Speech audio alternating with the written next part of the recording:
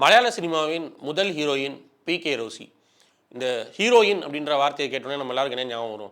ஒரு பொம்மரியானை நாய்க்குட்டியை பக்கத்தில் வச்சுருப்பாங்க, அம்மா கூட சேர்ந்து வருவாங்க, ரொம்ப பாஷாக இருப்பாங்க, இதுதான் சாப்பிடணும்னு நினைப்பாங்க, அப்படிலாம் இருக்குல்ல.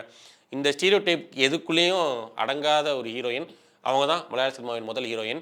இன்னும் சொல்லப்போனால் இவங்க நடித்த முதல் படத்தையே இவங்களை பார்க்க விடாமல் கல்லால் அடித்து விரட்டி துரத்துனாங்க சாதியவாத கும்பல். 1903ஆம் ஆண்டில் திருவனந்தபுரத்தில் ஒரு சாதாரண குடும்பத்தில் பிறகுறாங்க. சின்ன வயசுலேயே அவங்க அப்பா தவறிறதுனால அதுக்கடுத்து குடும்ப கஷ்டத்துக்காக போய் வேலை பார்க்குறது, அதுக்காக வந்து காசு சம்பாதிக்கிறது, அப்படியே அவங்களோட வாழ்க்கை நகருது. நாடக நடிப்பு மேலே பயங்கர பேஷன் அவங்களுக்கு இருக்குது. அதனால் நாடகங்கள் நடிக்க ஆரம்பிக்கிறாங்க, கற்றுக்க ஆரம்பிக்கிறாங்க.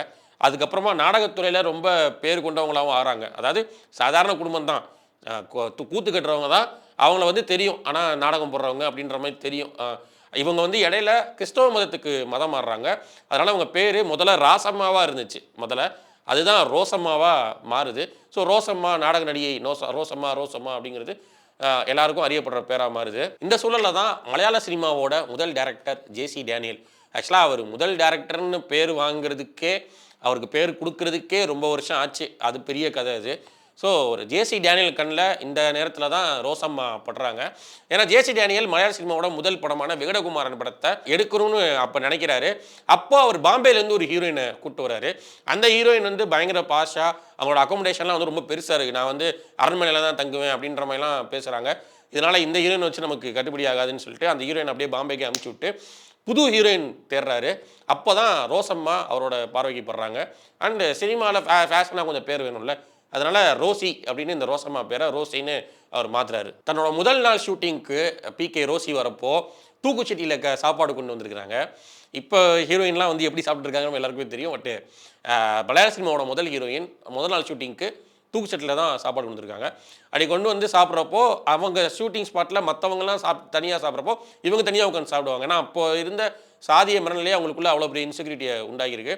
அப்போ ஜே.சி. டேனியல் வந்து இது சினிமாவில் எல்லாருமே சமந்தான், நீ எங்கள் கூட வந்து சேர்ந்து சாப்பிடுன்னு சொல்லி சேர்ந்து சாப்பிட வச்சு, அண்டு ஷூட்டிங்லேயும் உங்களுக்கு வந்து தடவை சினிமா, அப்போ தான் கேமரா எல்லாருமே தடவை பார்க்குறாங்க. அப்போ அந்த கட் பண்ணி எடுக்கிறது இது எல்லாமே உங்களுக்கு புதுசாக இருக்குது. எல்லாத்தையும் கற்றுக்கிட்டு ரொம்ப சூப்பராகவும் நடிச்சு கொடுக்குறாங்க. அண்ட் இது ஒரு சைலண்ட் மூவி தான், அதனால் டயலாக்ஸ்லாம் எதுவுமே கிடையாது. இந்த படத்தை திருவனந்தபுரத்தில் ரிலீஸ் பண்ணுறாங்க. அப்படி ரிலீஸ் பண்ணுறப்போ இந்த படத்தில் பி.கே. ரோசி வந்து ஒரு நாயர் பொண்ணு கதாபாத்திரத்தில் நடிச்சிருப்பாங்க. இப்படி ஒரு தாழ்த்தப்பட்ட சமூகத்தை சேர்ந்த ஒரு பொண்ணு எப்படி நாயர் பொண்ணு கதாபாத்திரம் நடிக்கலான்னு சொல்லி அப்போ இருந்த சாதிவாத கும்பல் அந்த படத்தோட ஸ்க்ரீனையே கிழிச்சிடுறாங்க, அந்த தெண்டு கொட்டாவே எரிச்சிடுறாங்க. அது மட்டும் இல்லாமல் பி.கே. ரோசியை பார்க்க வந்திருக்காங்க. அவங்க தான் நான் நடித்த முதல் படத்தை பார்க்க வந்திருக்காங்க. அவங்கள கல்லால் அடித்து விரட்டி அவங்க வீட்டையும் கொளுத்தி விட்டுறாங்க. இதுக்கப்புறமா பி.கே. ரோசி எங்கே போனாங்க, அதுக்கடுத்து அவங்களோட ஃபேமிலி அவங்க எப்படி பண்ணாங்க எதுவுமே தெரியல. இதுக்கடுத்து ஜே.சி. டேனியலும் பல்வேறு கஷ்டங்களையும் சோதனைகளையும் அனுபவிச்சு அவர் அந்த படத்தை கடைசி வரைக்கும் எதுவுமே பண்ண முடியாமல் அவர் ஆக்சுவலாக அவர் தமிழ்நாட்டை சேர்ந்தவர் தான். அப்போது தமிழ்நாடு பார்டருக்குள்ளே தானே நாகர்கோவில் இதெல்லாம் இருந்தது, சேர்ந்தவர் தான். ஆனால் இந்த படத்தை மலையாள சினிமாவோட முதல் படம் அப்படின்னு நிரூபிக்கிறதுக்கே எல்லாருக்கும் பல்வேறு ஆதாரங்கள், பல்வேறு போராட்டங்கள் தேவைப்பட்டுச்சு. அதுக்கப்புறமா ஒரு வழியாக ஜே.சி. டேனியல் தான் மலையாள சினிமாவின் முதல் டைரக்டர் அப்படிங்கிறத அனௌன்ஸ் பண்ணுறாங்க மலையாள சினிமா.